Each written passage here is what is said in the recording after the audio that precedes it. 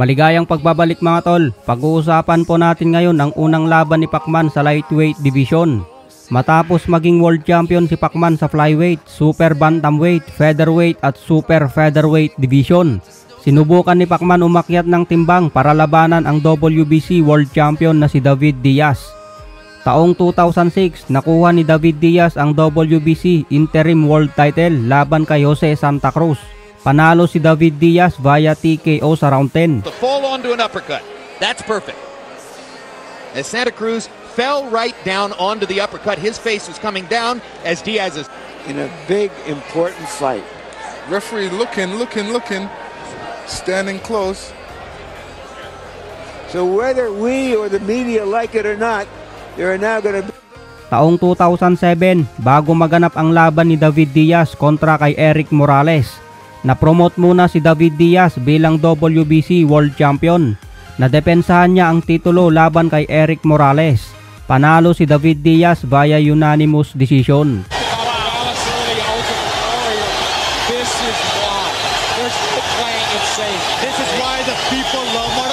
And still, WBC lightweight champion of the world.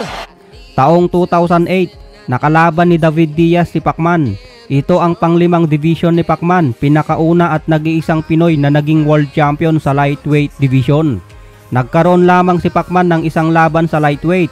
Pagkatapos maging world champion, umakyat na agad papuntang welterweight division. Unang nakalaban niya sa welterweight si Oscar De La Hoya. Panoorin po natin mga tol ang magandang laban ni Pacman versus David Diaz. He looks perfect. Looked like he was born to be a lightweight. A spectacular acting, better and better.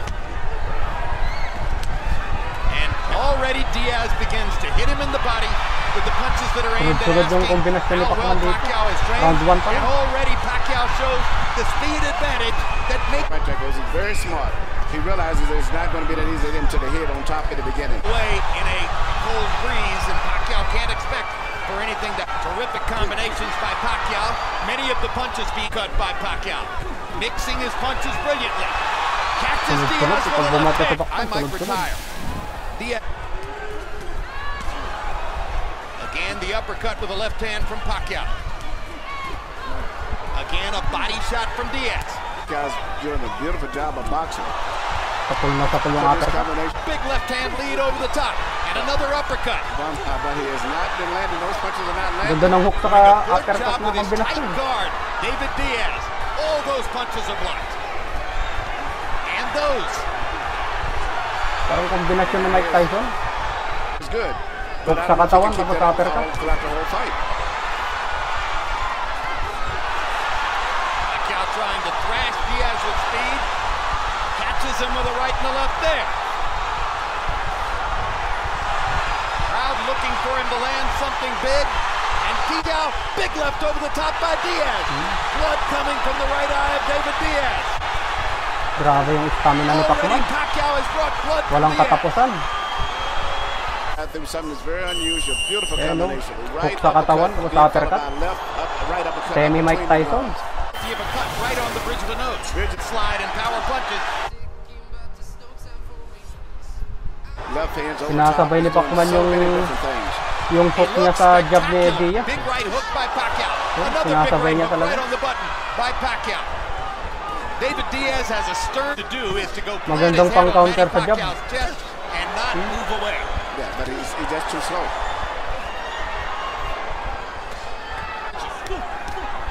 Pacquiao again with that right hook, right uppercut combination. Tremendous work with the right hand. Ilang patama yung isang kamay niya.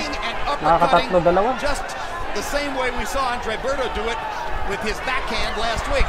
Pacquiao's doing it. Sapul na sapul. The courage of David Diaz. Big left hand connect in Pacquiao. Gaganda ng patama. You see right here, you see Pacquiao throwing his right hook. Sinasabay niya yung hook sa jab. To the old boxing phrase, admiring your cut. And finally, he'll pull his right hand back. It's amazing. I mean, Gray Jones used to do it. Pero nakakabilib din talaga si Diaz dito, hindi umaatras. Kinakain yung suntok. The early evidence on Pacquiao moving up to lightweight. See, maybe he's finally found a weight class where he can be really good. David Diaz's nose cut can be examined. I think it's eye cut. Paulid na naman. Ganda ng patap. And they throw at the same time. The difference in hand speed. Sumasabay talaga si Diaz dito. Palaban din talaga. Diaz not. Here we see what possibly could have been the cause of the butt, which was a head butt. Nagkauntugan doon. Doon pala yung dumugo. It is a brilliant. Round 5. Left hand pops out across the top. Two quick right hands inside. Another uppercut. Naka-open kasi yung... It's very interesting after Pacquiao. Open kasi sabay bandang ano ni Pacquiao eh. May kaliwa. To do the things that he's doing. Open na open yung mukha niya doon eh. And incidentally, how good is Juan Manuel Marquez of Mexico? Well, consider this. In 2 fights against Pacquiao, Marquez has won more rounds. Now Diaz gets a couple of answers in there. What guts! What determination by David Diaz! Grabe yung tatag ni Diaz dito. Matatag. Bukas na bukas kasi yung kamay niya eh. Saktong-sakto pag dumitaw si Pacman ng kaliwa. Nakababa yung kamay niya. Not all that familiar. No way Diaz will...